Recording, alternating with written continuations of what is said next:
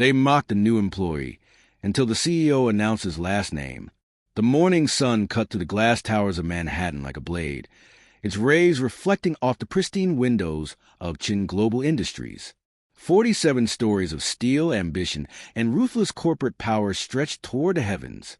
Inside, on the 23rd floor, a young man in an off-the-rack Navy suit stood awkwardly by the coffee machine, clutching a chipped ceramic mug that had seen better days. His name was Alex Chen, 24 years old, brown hair that refused to stay perfectly styled, glasses that slid down his nose, a backpack instead of a briefcase. He looked like a college intern who had stumbled into the wrong building, and that's exactly what Marcus Sterling thought when he first laid eyes on him. Marcus Sterling. The name itself tasted like expensive scotch and leather-bound boardrooms. At 38, Marcus had clawed his way to senior vice president of operations through a combination of calculated charm, strategic backstabbing, and uncanny ability to take credit for other people's work. His Tom Ford suit cost more than most people's monthly rent. His Patek Philippe watch, a limited edition that cost $87,000, caught the light every time he gestured, which he did often and deliberately. Well, Marcus drawled, his voice dripping with condescension as he approached the coffee machine. What do we have here?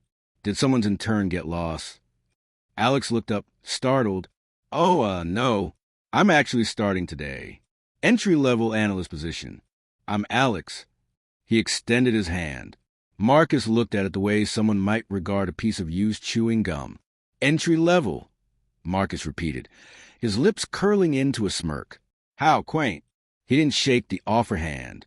Instead, he reached past Alex to grab a pristine white cup from the executive shelf, the one clearly labeled SVP and above only. Alex withdrew his hand slowly, a faint flush creeping up his neck. But his eyes, there was something in his eyes. A flicker of something that wasn't quite embarrassment. Something harder, colder. It vanished so quickly that Marcus, already turning away, missed it entirely. Word of advice, kid. Marcus called over his shoulder. Stay out of the way. This isn't college. We eat people like you for breakfast here. He thought it was harmless hazing. A bit of fun to remind the new blood of their place. He was catastrophically wrong. Over the next 3 weeks, Marcus Sterling made it his personal mission to ensure Alex Chen understood the hierarchy at Chen Global Industries. Every morning meeting became a theater for humiliation. Every project assignment an opportunity for cruel mockery. Alex, buddy, Marcus would announce loudly, ensuring everyone on the floor could hear, I need you to make 75 copies of this report. Double-sided. Collated. Think you can handle that? Or should I draw you a picture?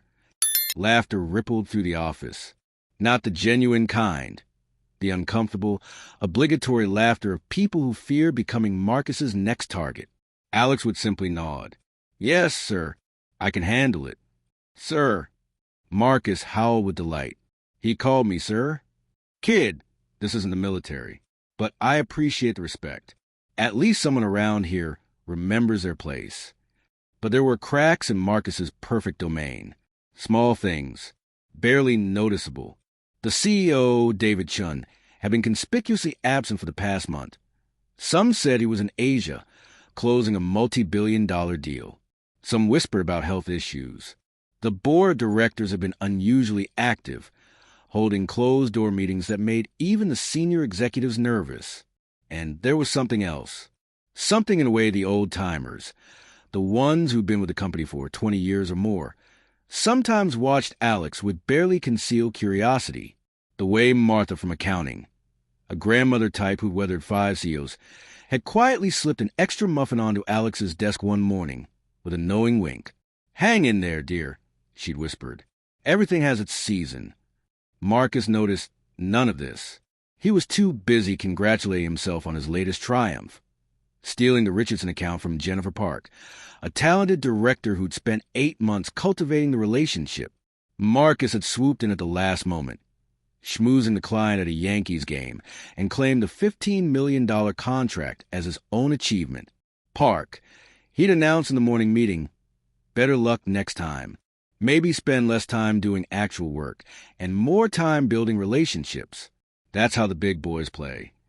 Jennifer had gone pale, her lips pressed into a thin line. 8 months of late nights. 8 months of strategy sessions and presentations. Gone.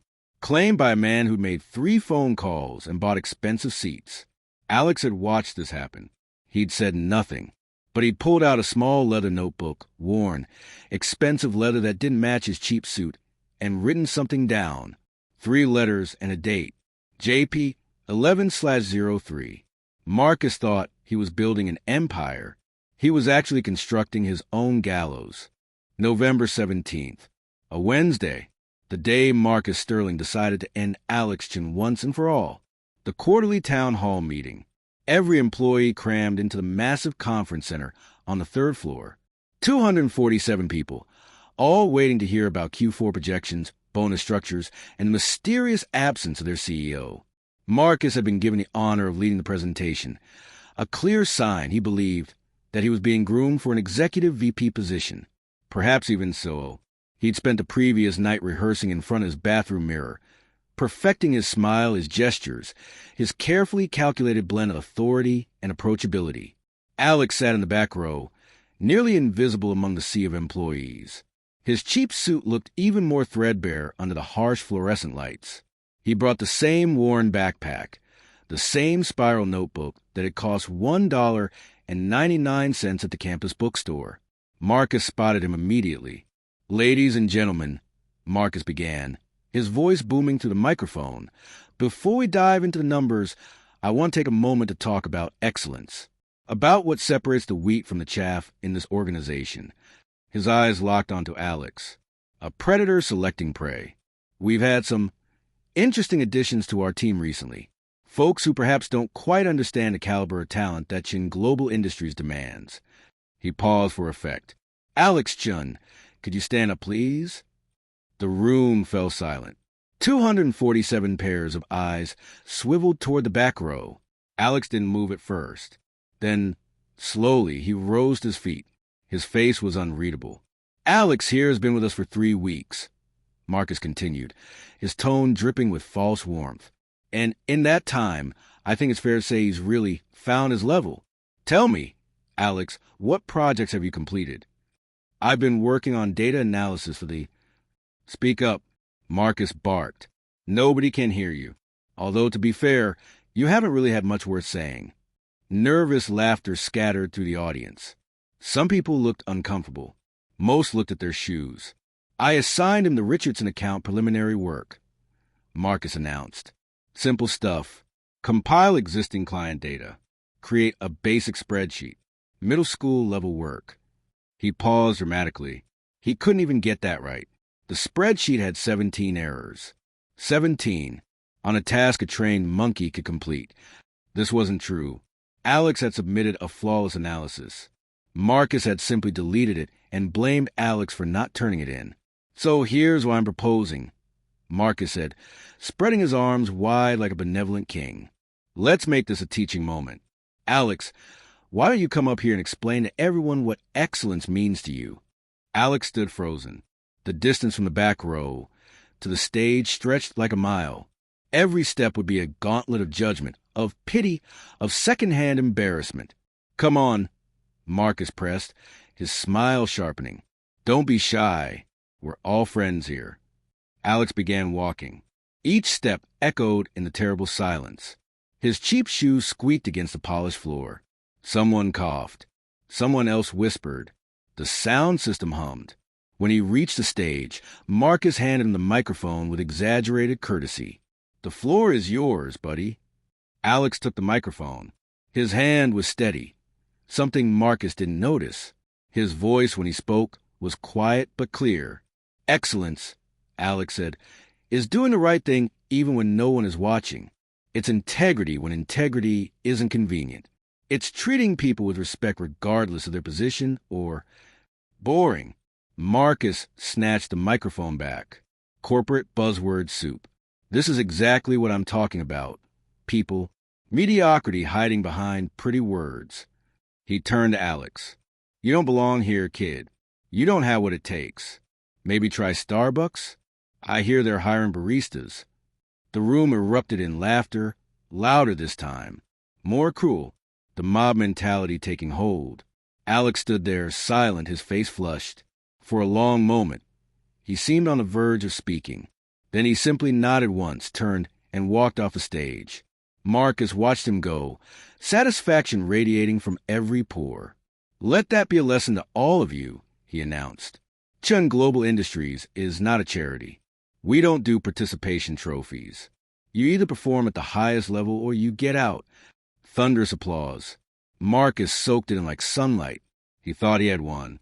He had no idea that across the street, in a private car with tinted windows, David Chen, CEO and founder of Chen Global Industries, was watching a live feed of the town hall on his tablet. His hands were shaking, not with fear, with rage. Alex made it to the bathroom before anyone could see his face. He locked himself in the stall and pulled out his phone with trembling hands, not from shame, but from the effort of holding back. A text message appeared. "Son, it's time. I've seen enough." Alex typed back, "Not yet, Dad. We need the audit results." Another week. He just humiliated you in front of the entire company. "I know, but we do this right, or we don't do it at all. You taught me that." A long pause. Then, 1 week, not a day longer. "I can't watch this anymore." Alex pocketed his phone and looked at his reflection in the stall's polished metal. His father's eyes looked back at him, sharp, strategic, patient. David Chen hadn't built a $4.7 billion company by accident, and he hadn't raised his son to crumble at the first sign of adversity. This had all been a test, a long, painful test. Marcus Sterling had been under investigation for 11 months.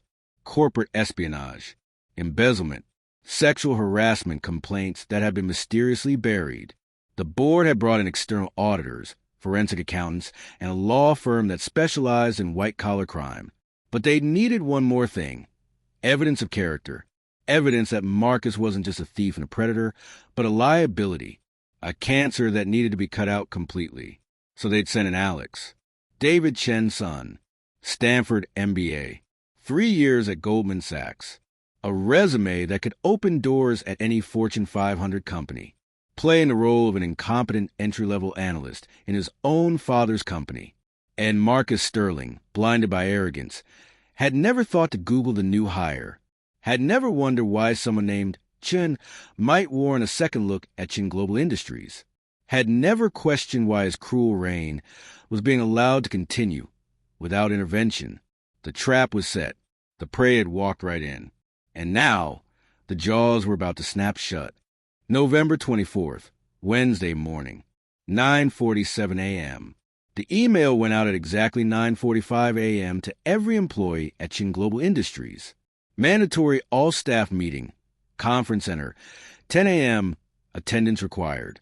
No explanation, no agenda, just a bolded subject line and a sender that made people's blood run cold. Board directors, Chen Global Industries. Not HR, not management, the board itself. Marcus Sterling was in his corner office when the email arrived, feet propped on his mahogany desk, reviewing his investment portfolio on his phone. His personal account had recently received some very interesting deposits, $127,000 in the past 6 months, to be precise. Money that had been carefully laundered through shell companies and cryptocurrency exchanges. Money that had originally belonged to Chen Global Industries. He wasn't worried about the meeting. Boards only called emergency assemblies for 2 reasons: major acquisitions or executive promotions. And given his recent successes, Marcus had convinced himself it had to be the latter. He was half right. They were about to discuss an executive, just not in the way he imagined. At 9:58 a.m., employees began filing into the conference center with the nervous energy of students awaiting test results. The room buzzed with speculation. Where was David Chen? Why had he been gone for 6 weeks? Was the company being sold? Were there layoffs coming? Alex Chen entered quietly and took the same seat in the back row. He wore the same cheap suit, the same scuffed shoes. But something was different. The way he held himself, the set of his shoulders, the absolute stillness in his eyes. Marcus strutted in at 10:01, fashionably late as always, and claimed a seat in the second row, directly in the sight line of the stage. Premium positioning for when they called his name.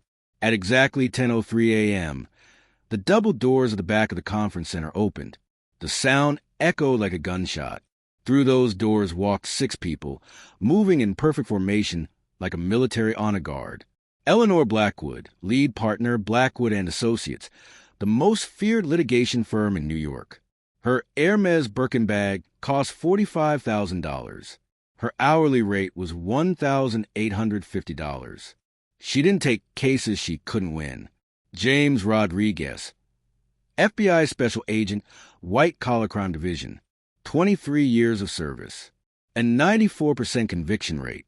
His presence meant one thing: federal charges. Dr. Margaret Chen, not an employee. David Chen's wife, Alex's mother, a renowned psychologist who specialized in organizational behavior and corporate ethics. Her presence at the company was unprecedented. Thomas Wright, chairman of the board, silver-haired, stern-faced, a man who made billionaires weep during contract negotiations. Sarah Kim, chief financial officer.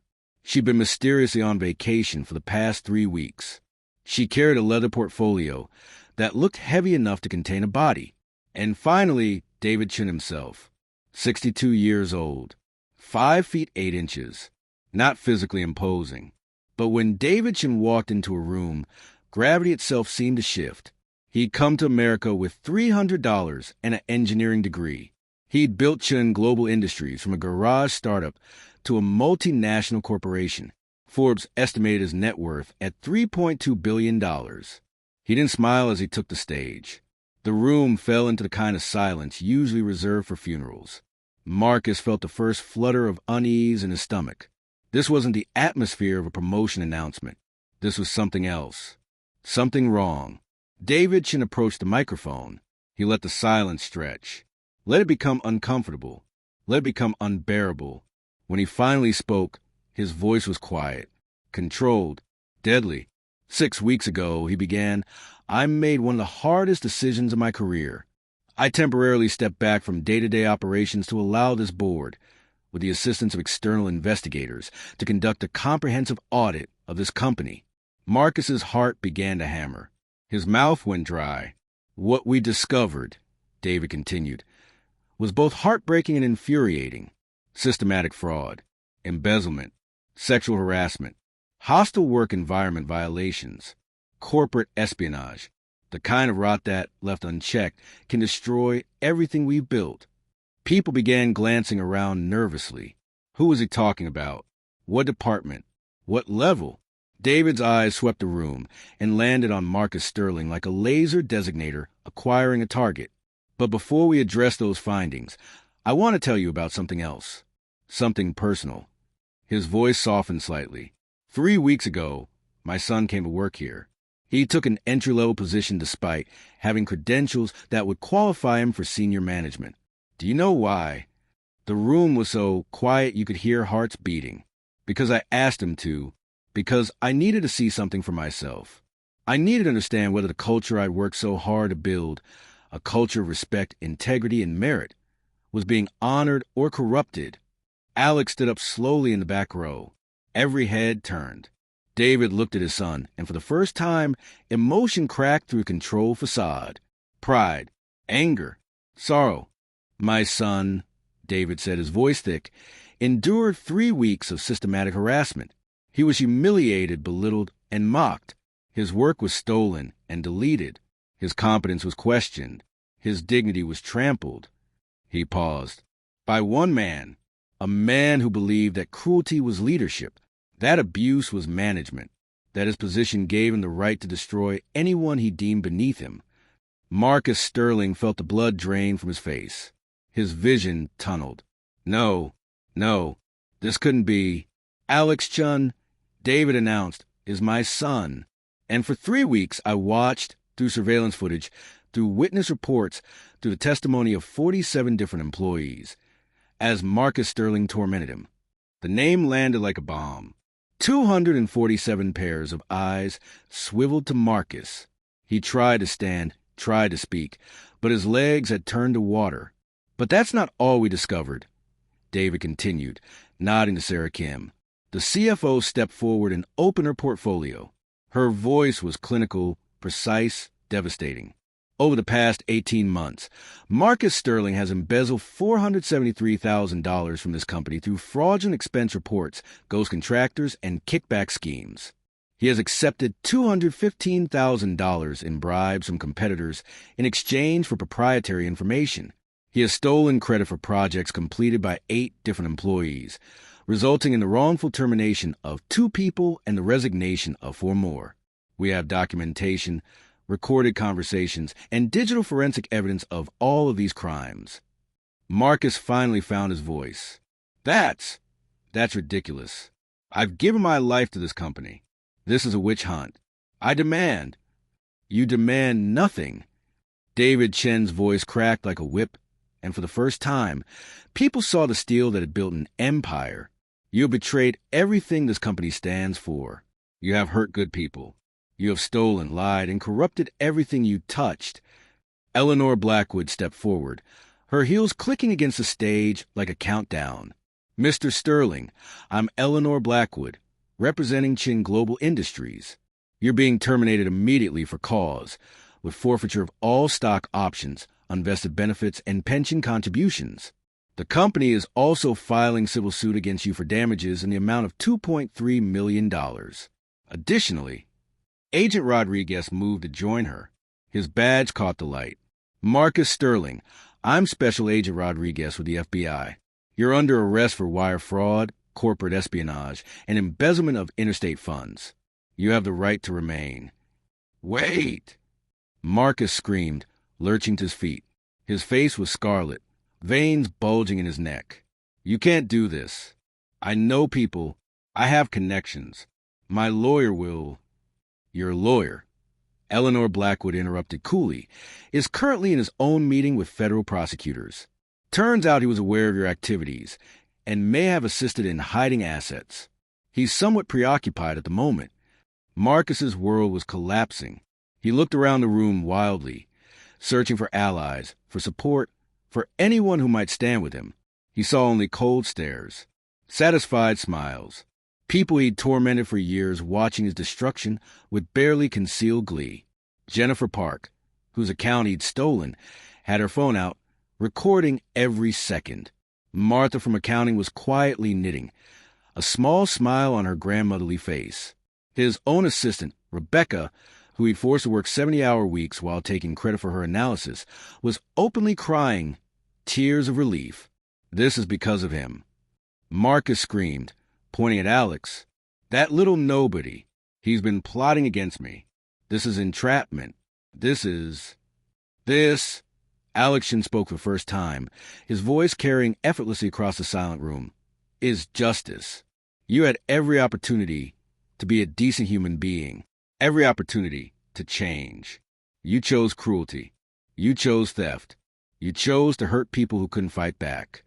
He walked slowly down the aisle toward the stage, and with each step, he seemed to grow taller, more solid, more real. I sat in that back row and watched you steal Jennifer's account. I logged every racist comment you made to the engineering team. I documented every time you grabbed Sarah's arm a little too hard, stood a little too close, made her uncomfortable in meetings. I recorded you bragging at the bar about your offshore accounts. I collected testimony from 17 different people you'd harassed, intimidated, or betrayed. Alex climbed onto the stage and stood face to face with Marcus Sterling. One man rising, one man falling. You mocked me because you thought I was weak. You called me a nobody because you measure worth in designer suits and expensive watches. But I learned from my father that true strength is character. Real power is integrity. And legacy isn't built on who you crush. It's built on who you lift up. Marcus swung wildly, his fist arcing toward Alex's face, a last desperate act of violence from a man with nothing left to lose. Alex didn't flinch. Agent Rodriguez was faster, catching Marcus's arm mid-swing and twisting it behind his back. The sound of handcuffs clicking shut echoed through the conference center like a judge's gavel. Marcus Sterling, Rodriguez intoned, you're under arrest. You have the right to remain silent.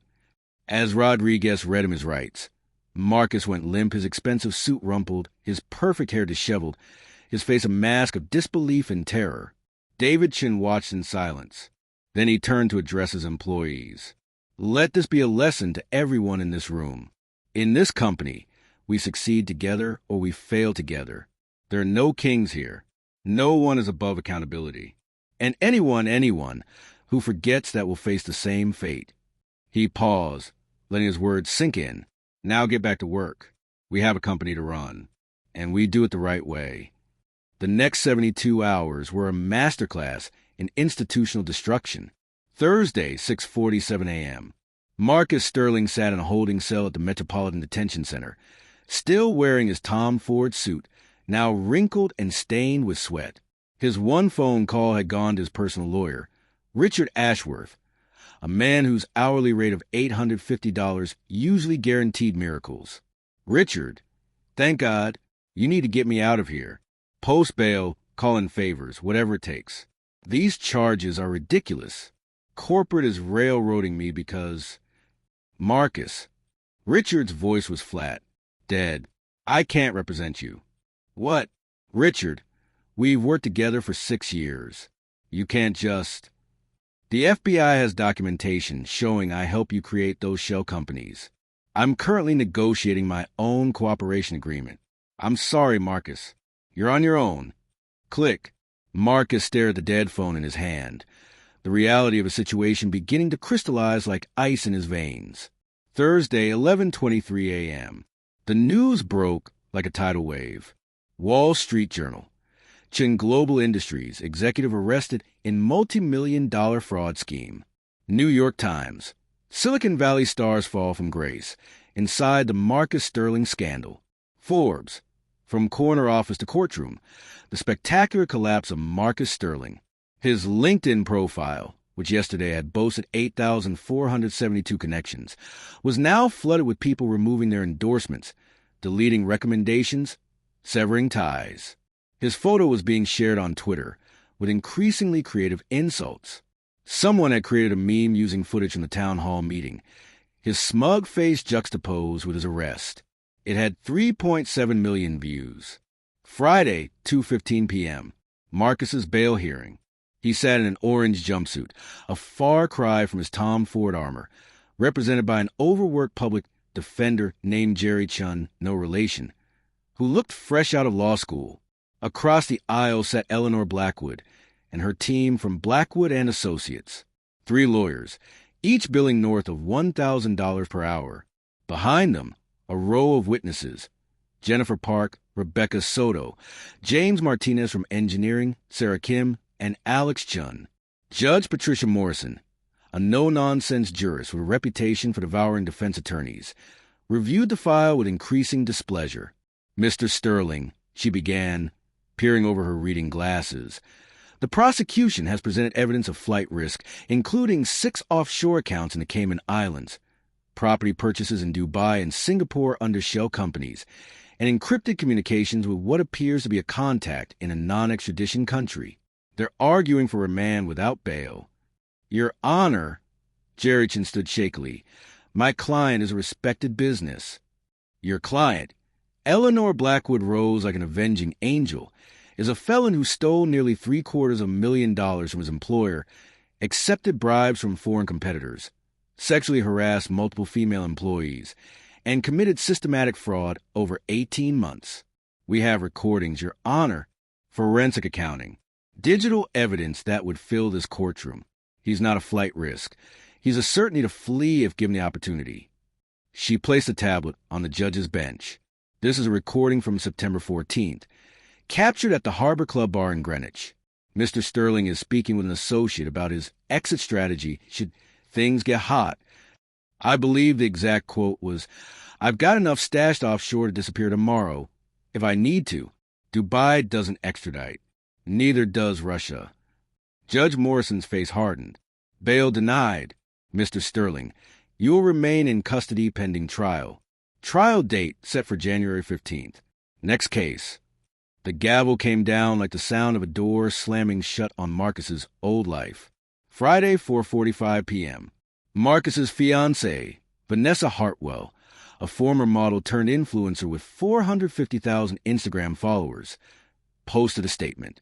After careful consideration and consultation with my family and legal team, I am ending my relationship with Marcus Sterling. I was unaware of his illegal activities and am cooperating fully with authorities. I asked for privacy during this difficult time. Hashtag self-care, hashtag new beginnings, hashtag stronger together. Attached was a photo of her on a yacht in the Mediterranean. Cocktail in hand, designer sunglasses reflecting the sunset. The engagement ring, a 3.2-carat diamond that Marcus had purchased with embezzled funds, was conspicuously absent. 23 minutes later, she posted another photo, this time at a restaurant in Soho with the caption, "Sometimes the trash takes itself out. Nail polish, hashtag living my best life." Marcus, watching on a contraband phone in his cell, felt something inside him break. Not his heart. He'd never truly loved Vanessa, but his pride, his image, his carefully constructed persona of success. Saturday, 9:30 a.m. The leaks began. Someone, no one could prove who, but everyone suspected disgruntled former colleagues, began releasing recordings to the media. Conversations captured in the office when Marcus thought no one was listening. These diversity hires are killing us. I swear HR is just checking boxes now. Jennifer Park? She's decent for a woman, I guess. Still too emotional for senior management. I could fire half the engineering team and outsource it for pennies. But then who would I have to blame when things go wrong? Each recording made Marcus more toxic, more unemployable, more reviled. His fraternity brothers from Yale, men who'd party with him and claim brotherhood for life, released a statement disavowing him. His country club in Connecticut revoked his membership. His name was stripped from the charity gala he'd co-chaired. Sunday, 3 p.m. The forensic accountants released their full report. The numbers were devastating. $473,000 in direct embezzlement, $215. 000 in bribes, accepted $1.2 million in damages from stolen projects and lost contracts, $390. 000 in settlement payments to former employees who've been wrongfully terminated or harassed. Total liability, $2,278,000. Marcus's assets were frozen. His apartment, a $2.3 million condo in Tribeca, was seized. His cars, a Porsche 911 Turbo and a Range Rover, both gone. His Patek Philippe watch, his art collection, his furniture, his designer clothes, all liquidated to pay back what he owed. Within 72 hours, Marcus Sterling had gone from wealthy executive to penniless defendant. January 15th, Federal Courthouse, Southern District of New York. The trial of the United States versus Marcus Sterling lasted 3 days. It should have lasted 3 minutes. The prosecution presented surveillance footage of Marcus bragging about his schemes at bars. They showed emails where he instructed his assistant to create fake invoices. They revealed recordings of him offering confidential Chen Global information to competitors. They brought forth witness after witness. People Marcus had hurt, betrayed, destroyed. Rebecca Soto, his former assistant, wept on the stand as she described the 70-hour weeks, the verbal abuse, the times he'd thrown documents at her head when he was angry. Jennifer Park testified about watching 18 months of work stolen in a single afternoon, about the depression and anxiety that followed, about considering leaving the industry entirely. James Martinez from engineering described the racist comments, the hostile environment, the constant fear of becoming Marcus's next target. The defense attorney, Marcus had eventually retained a semi-competent lawyer named Howard Krantz who specialized in impossible cases.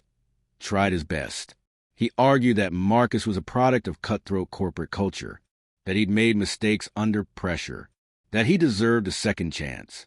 Eleanor Blackwood destroyed each argument with surgical precision. On the third day, Alex Chen took the stand. He wore a sharp charcoal suit, his first public appearance as David Chen's son. No more cheap Target specials. No more pretense. The prosecutor, a keen-eyed woman named Amanda Torres, smiled warmly. "Mr. Chen, can you describe your experience working under Marcus Sterling?" Alex's testimony was devastating in its calm precision. No histrionics. No emotional pleas. Just facts, dates, times, specific incidents documented in meticulous detail. On November 17th, Alex recounted, Mr. Sterling called me onto the stage during the town hall meeting. He made me stand in front of 247 employees while he ridiculed my competence, my background, and my worth as a human being. He suggested I work at Starbucks instead because I wasn't smart enough for Chen Global Industries. How did that make you feel? Honestly, angry, but also vindicated, because I knew that his cruelty wasn't about me. It was about him, about his need to feel superior by making others feel small. And I knew that every word he said was digging his grave a little deeper. Howard Krantz tried cross-examination. Mr. Chen, isn't it true that you deliberately deceived Mr. Sterling about your identity? I use my real name on all employment documents, Alex replied smoothly. I applied for a position I was qualified for. If Mr. Sterling had done even basic due diligence, a simple Google search, he would have known who I was. His ignorance isn't my deception. But you were essentially spying on him. I was documenting criminal behavior. There's a difference between surveillance and evidence collection. One is paranoia. The other is justice. The jury ate it up. When the prosecution rested, the defense called Marcus to stand. A desperate move that backfired spectacularly. Marcus tried to present himself as a victim, a hard-working executive caught in a system that rewarded aggressive behavior, a man who'd made mistakes but didn't deserve to lose everything. Eleanor Blackwood's cross-examination was legendary. It was discussed in legal circles for months afterward. Law students studied the transcript as a masterclass in witness destruction. Mr. Sterling, you testified that you borrowed funds with the intention of paying them back. Is that correct? Yes, When did you intend to pay back the $127,000 deposited into your Cayman Islands account on August 3rd? When the opportunity arose. The same account you described to your associate as your Dubai fund for when you needed to disappear? Silence. Mr. Sterling, you also testified that you treated all employees fairly. Yet we have testimony from 11 different people describing harassment, discrimination, and abuse. Are they all lying? No, but... So, you admit you treated people unfairly? People are too sensitive these days. I was just... Just what? Tough? Is that what you call forcing your assistant to work 70-hour weeks while you took credit for her work?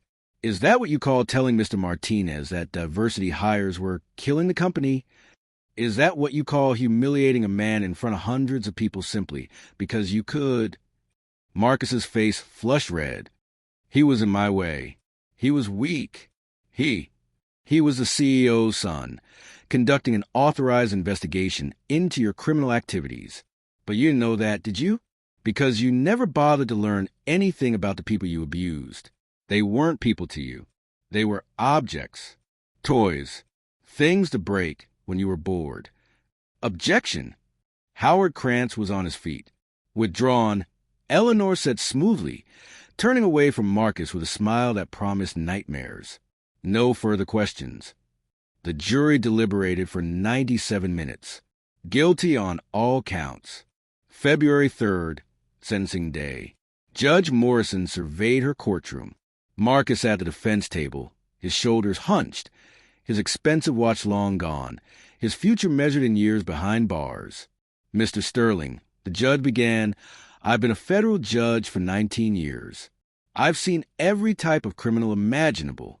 But cases like yours, cases involving educated, privileged individuals who had every advantage and chose to hurt others anyway, these are the ones that trouble me most. She reviewed her notes. You stole not just money but dignity. You destroyed careers. You created a hostile work environment that damaged people's mental health. You betrayed every trust placed in you. And when caught, you showed no remorse, only self-pity. Marcus tried to speak, but the judge raised her hand. The prosecution recommends 8 years. The defense pleads for leniency. I've reviewed the evidence, the victim impact statements, and the pre-sentencing report. Mr. Sterling, I hereby sentence you to 9 years in federal prison, followed by 3 years supervised release. You're ordered to pay full restitution of $2,278,000. You are permanently barred from serving as an officer or director of any publicly traded company. Do you understand? Marcus nodded, tears streaming down his face.